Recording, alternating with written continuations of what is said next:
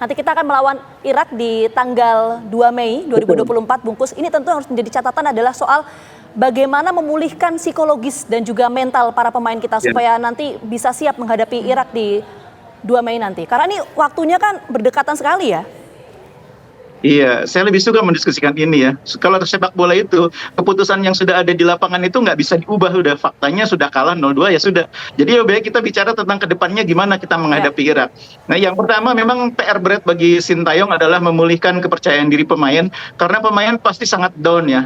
Tapi dalam sepak bola itu selalu pemain itu mengalami hal-hal seperti ini, itu biasanya sesudah pertandingan. Sesudah mereka tidur, kemudian bangun pagi, kemudian mereka mengalami relaksasi, itu biasanya situasinya mencair lagi dan mereka akan segera melupakan peristiwa pahit kemarin ya.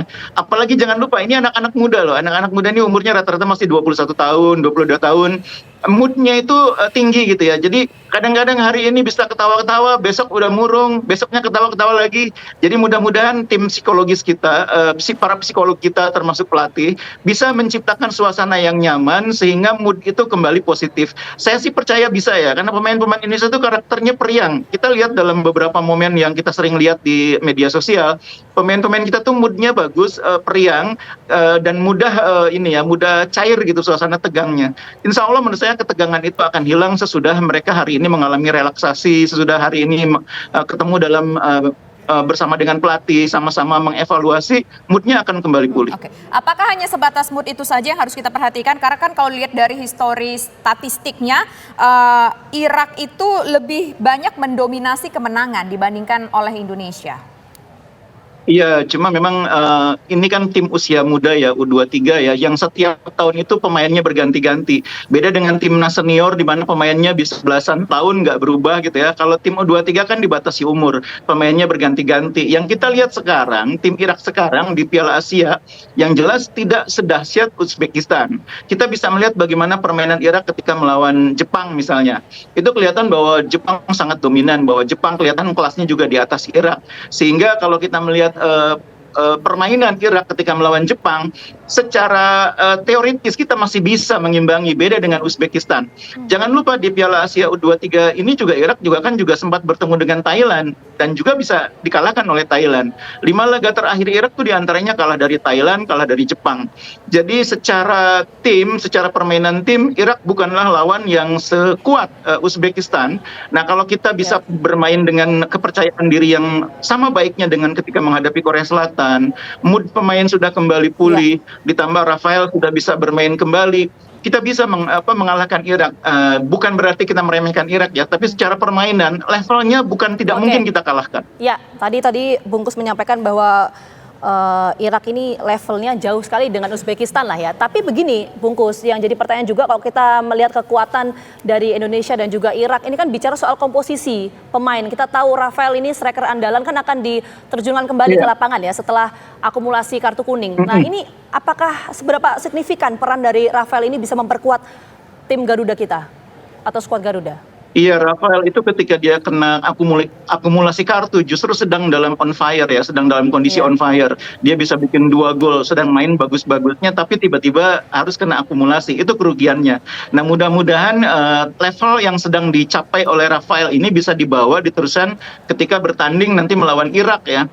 Seperti saya bilang tadi bahwa secara permainan Indonesia ini cukup bagus. Kemarin itu bukannya kita nggak mampu mengalahkan Uzbekistan, tapi memang levelnya kan kita sedikit di bawah mereka, itu yang sulit. Nah, kalau permainan kita seperti lawan Uzbekistan aja, kita bisa kok lawan Irak. Karena secara permainan Indonesia tuh nggak jelek, cuma memang sulit menciptakan peluang. Kalau kita lihat statistik, kita hanya punya 4 peluang lawan Uzbekistan, sementara Uzbekistan punya 24 syuting ke gawang kita. Jadi memang Uzbekistan lebih dominan, lebih rapi kerjasamanya, dan itu tidak mengherankan karena mereka memang sudah lama seperti Indonesia juga, sudah kurang lebih 3-4 tahun pemainnya ini bergabung dalam tim. Jadi pemain-pemain Uzbekistan yang kemarin mengalahkan kita itu pemain-pemainnya juga mengalahkan Indonesia di Asian Games.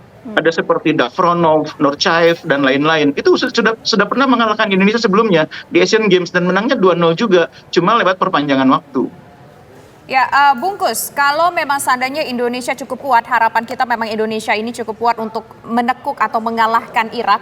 Ada tidak hal-hal yang mungkin sebaiknya juga harus kita waspadai supaya kita tidak berada di atas angin, Bungkus, dari para pemain Irak? Ya, Betul, ya jadi momen di mana pemain kita sering kali membuat kesalahan yang berakibat kerugian bagi kita sendiri, itu tentu di pertandingan penentuan lawan Irak mudah-mudahan tidak terjadi lagi. Kemarin kan gol kedua itu terjadi juga akibat miskomunikasi antara kiper dengan pemain belakang ya.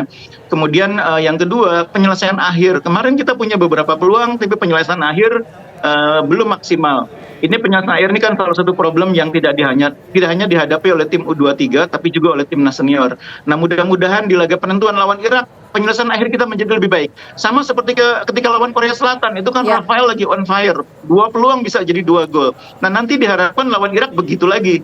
Karena memang lawan Irak nanti kita peluang juga mungkin tidak terlalu banyak ya, tidak terlalu luar biasa jumlahnya. Sehingga yang penting itu efektivitas. Punya 2 peluang, kalau bisa 1 jadi gol. Kalau bisa Oke. dua-duanya bahkan jadi gol. Baik, Bungkus, nanti kita sama-sama menyaksikan ya bagaimana jalannya pertandingan antara Indonesia Iya. dan juga Irak di tanggal 2 Mei nanti. Sekali lagi terima kasih banyak atas Iya. waktunya, Bungkus. Sehat selalu. Sama-sama.